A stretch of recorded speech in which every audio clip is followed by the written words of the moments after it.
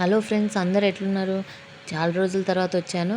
ఏమో స్పెషల్ చేస్తాను అనుకున్నారేమో. లేదండి, ఎగ్ కర్రీ చేస్తాను. అది కూడా కొంచెం స్పెషల్గా చేద్దాం.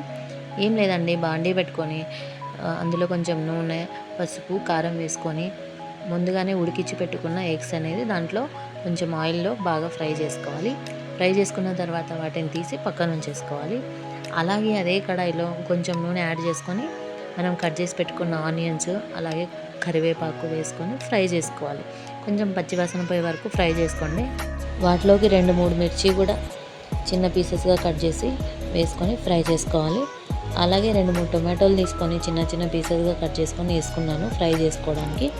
బట్ మీరైతే టొమాటోస్ మిక్సీ పట్టి వేస్తే గ్రేవీ వస్తుంది, అంటే ఇది కూడా గ్రేవీ వస్తుంది, బట్ కొంచెం ఎక్కువ టైం పడుతుంది అన్నమాట ఫ్రై అవ్వడానికి. ఆ తర్వాత అల్లం వెల్లుల్లి పేస్ట్, కారము, పసుపు, ఆల్రెడీ పసుపు వేసాం కాబట్టి ఉప్పు, ధనియాల పౌడర్ అయితే వేసాను నేను.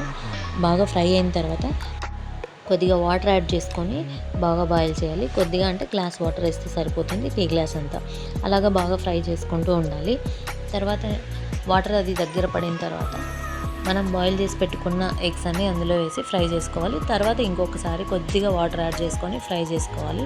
మనకి రైస్లో కలుపుకోవడానికి వచ్చేటట్టు ఫ్రై చేసుకొని తర్వాత లాస్ట్లో కొత్తిమీర జల్లేసి వేడి వేడి అన్నంలో కలుపుకొని తినేస్తే సూపర్ ఉంటుంది. మీరు కూడా ట్రై చేసి కమెంట్ చేయండి. Thanks for watching.